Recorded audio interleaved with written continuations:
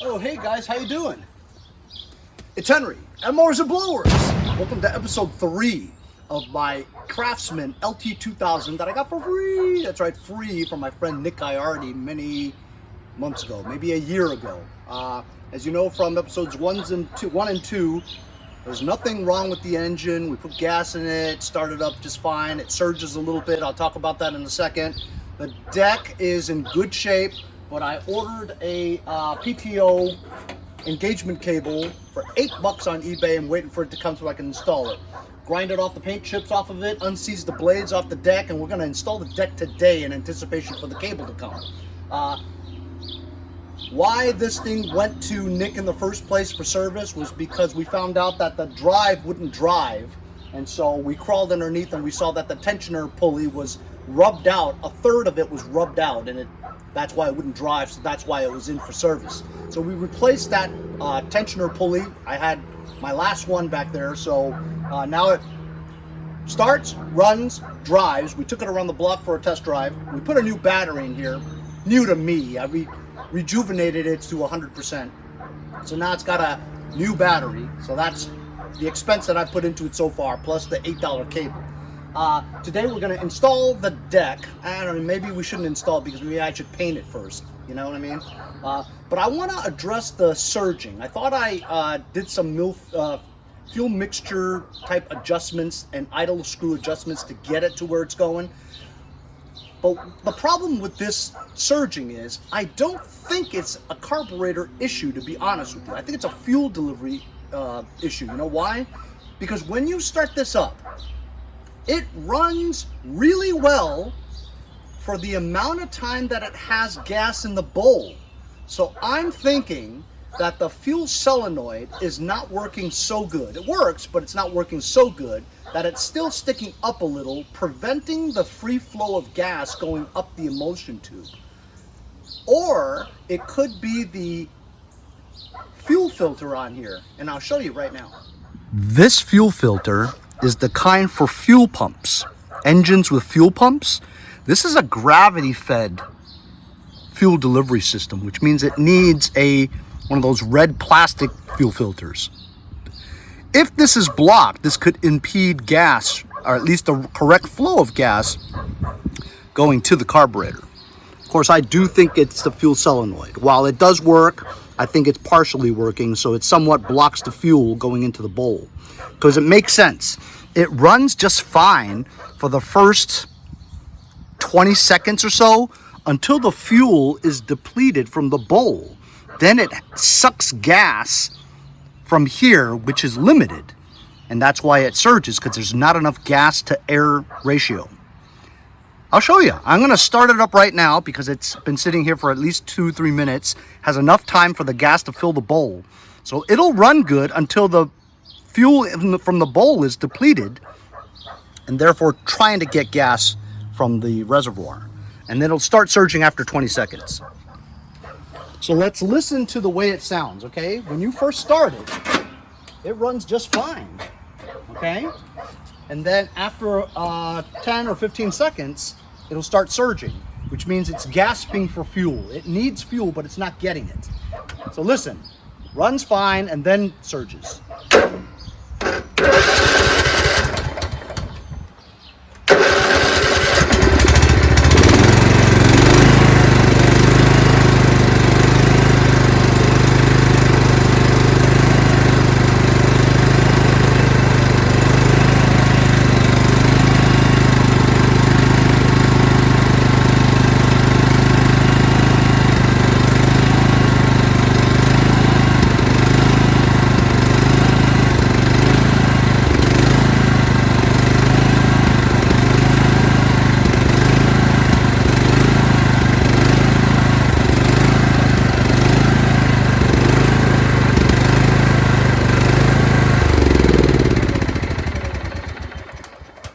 I'm gonna try to rule out this fuel line, which could be collapsed because it's the old one, right? And rule out the fuel filters. So I'm gonna put a gravity-fed fuel filter on here, change this line going to the carburetor, and we'll see how that runs. If that doesn't work, I'm gonna zip the valve off the fuel solenoid, and then we'll see what it's like.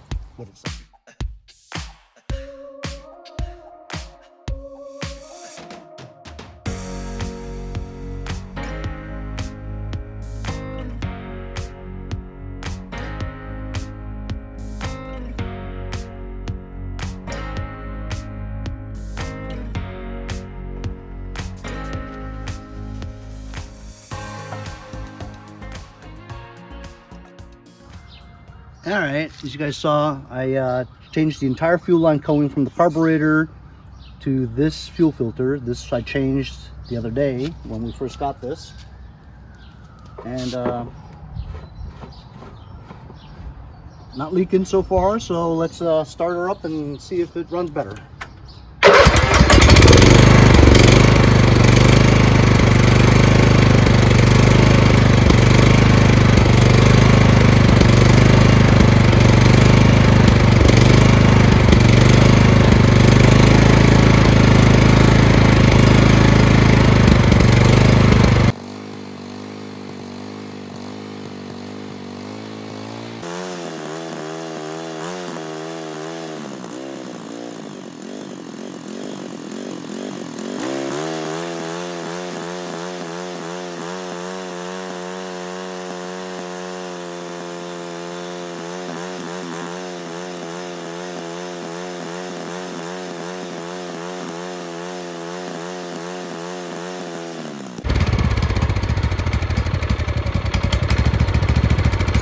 Better, but it still surges a little. I'm going to cut this fuel solenoid off.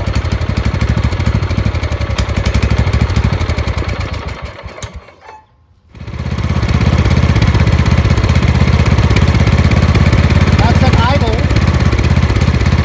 No surge.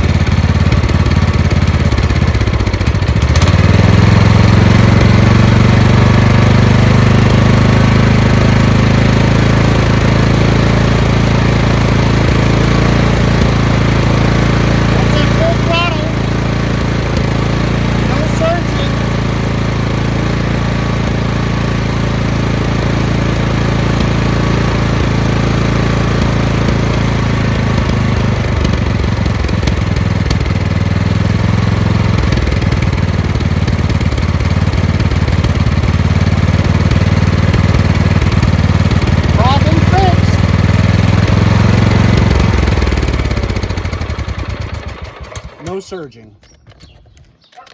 See what I'm talking about, fellas? What I've always said since the beginning of starting my channel, I've always said the fuel solenoid is the cause of a lot of no start issues, surging, just a lot of problems. Just get rid of it. Cut it out. So it backfires. You're not going to have any no start conditions, man. While I did cut the valve, right?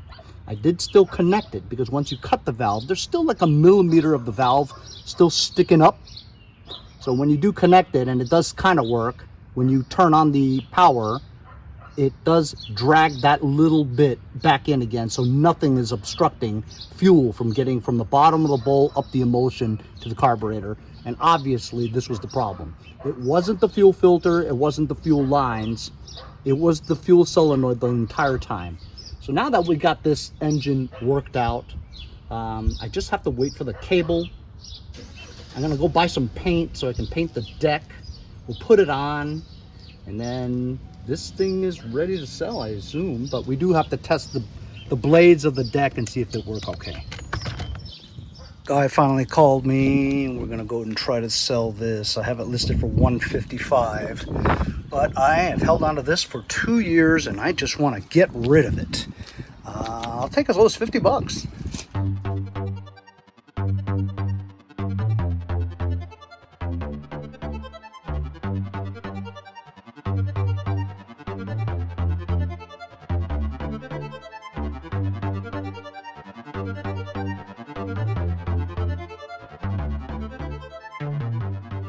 So that worked out great. Real nice guy. We spent some time talking about Aaron Rodgers and the Jets. Also Deion Sanders in Colorado. All the hype is up to here. We're just ready for a letdown. Watch both those guys lose their first games. Anyway, He handed me $100, and I said, didn't I list it for 155? He says, oh, I asked you if you said you'd take 100, and I said yes. And I says, okay. I didn't care. Take it. I don't want it. Get it out of my garage. I'm stoked. Anyway, sold that edger. I've had it for 2 years. Glad to get rid of it. Good day so far.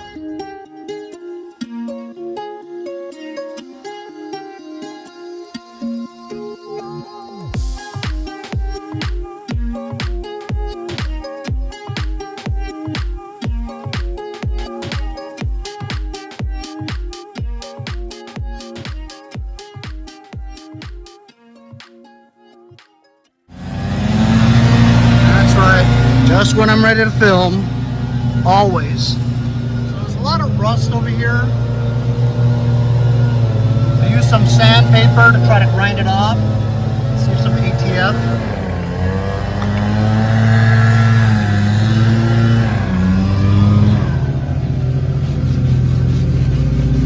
Ooh, that's okay. Way better. Try to get some of that rust off. Look at that! Who would have thought you could sandpaper off rust? That's amazing. And I was gonna paint that too. Nice. Gotta do the other side now. As you saw, I had an old can that was just a quarter full. I just painted the sides. The rest of it you can't see. So just painted the sides. Be fine. And check it out. Dang, all those rust drips are gone ski. What's up with that? ATF the seat in the back. I still have to get paint though to paint the wheels, but I just wanted to have enough paint so I can put the deck on at least. I gotta fix this seat real quick.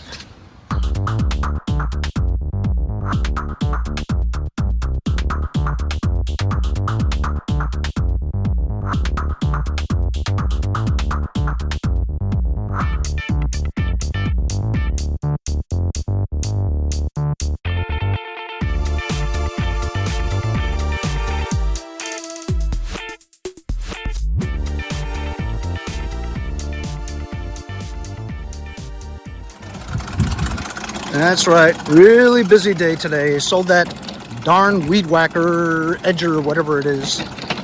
Did a couple of reviews, including my Vevor basket cargo carrier roof rack. Awesome. Now some guy has texted me real quick about this one. This is the second to last machine I have. I'm gonna load it up, see if we sell it. I have it listed for $150. I'll take as low as 80. I just want to get rid of it. I've had it for like 2 years.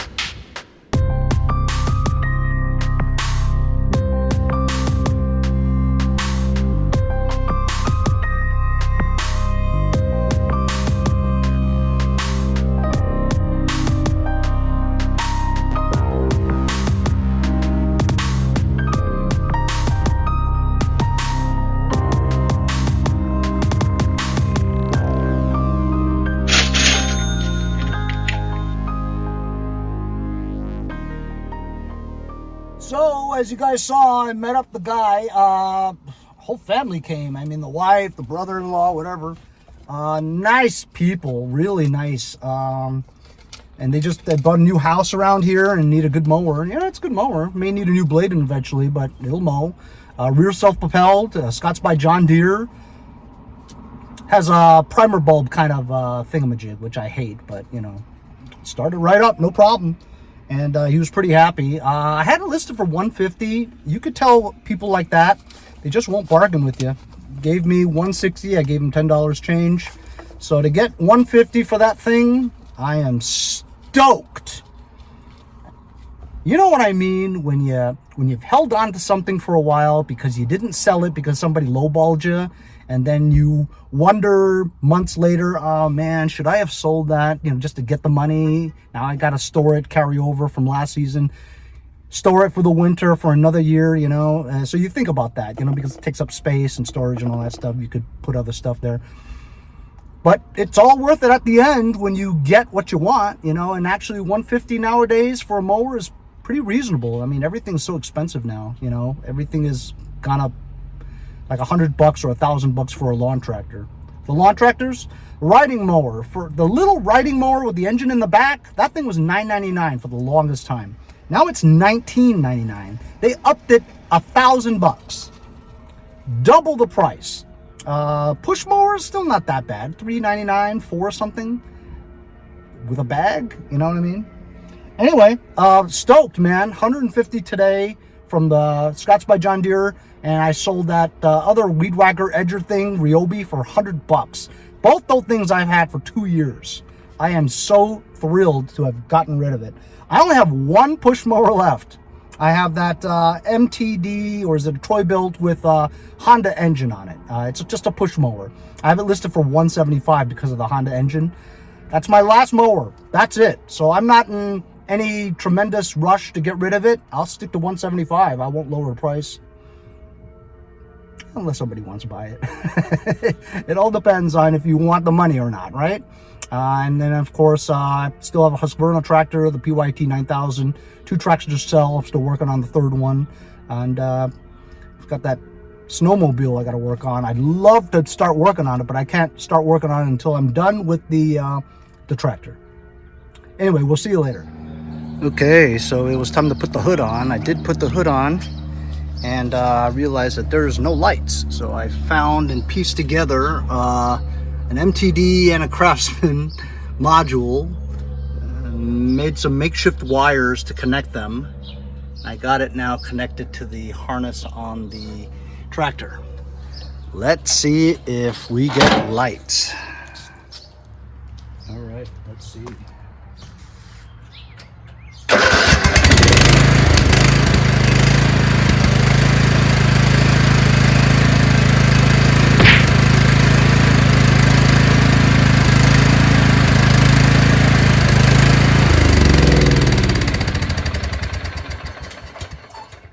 So we got lights now. My friend Mark has found a scratched up cover in his inventory. He's probably going to send it to me. We're still going to wait for the PTO engagement cable, and then maybe a couple of cans of paint to paint the wheels black.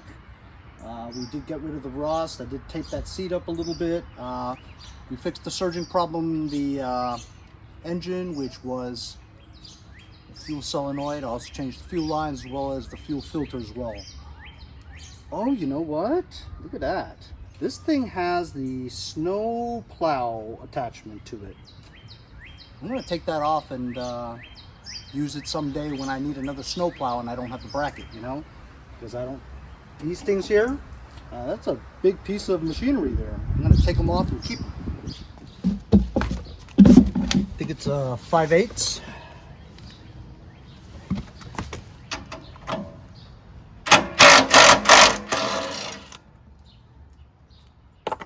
If the other two would be that simple.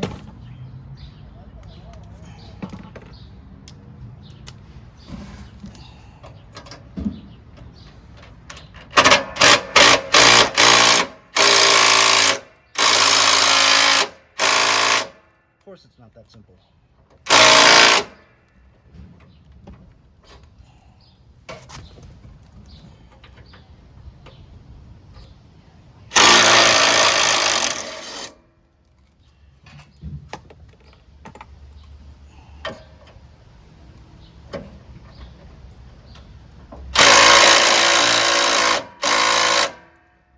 Looks like I might have to whip out the 1/2 inch.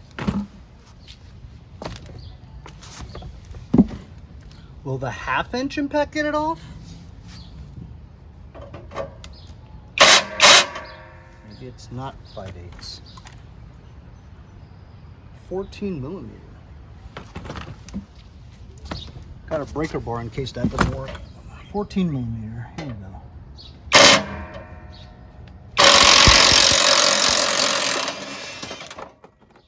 There we go.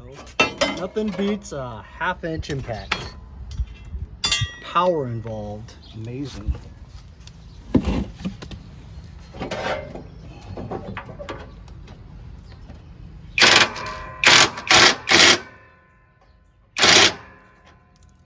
Strippage.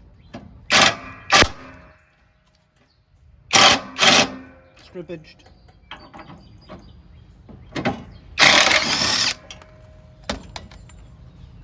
It's because of the angle. I don't have a good angle. And this is not all the way in. That's what she said.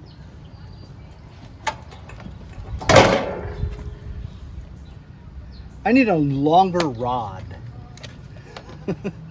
Don't we all? 1/2-inch extension. I haven't used this in a long time. Like I said, you gotta have the right tools. That's got stripped already. That's why it's not going in.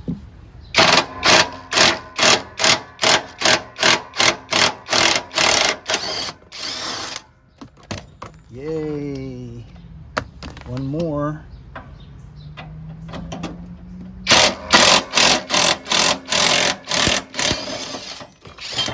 Man, that is some heavy duty hardware. Heavy duty. Heavy duty. What do you guys think this is worth? And this is only the side bracket. I believe the snowplow actually comes with more stuff in the middle, so yeah, we'll see. I'll list it and you'll see. You guys maybe have noticed in time lapse that they didn't have a side deflector, so the only one I had was off of an old MTD, and it's on there. It looks good. It's a little damaged, but whatever.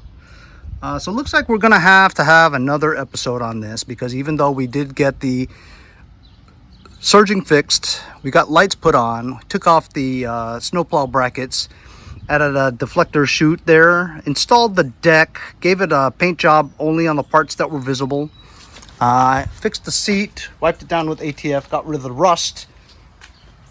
I still have to paint the wheels black.